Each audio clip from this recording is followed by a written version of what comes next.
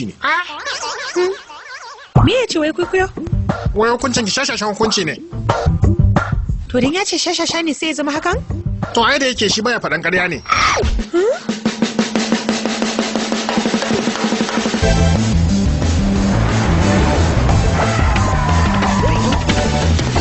Barka Kauna.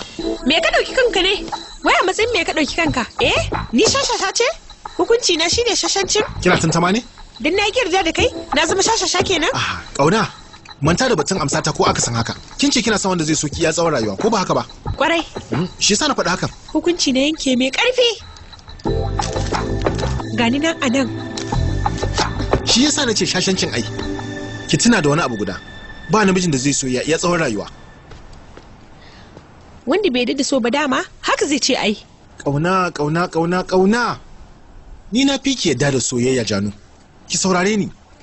Na ɗan wani lokaci ne daɗin soyayya.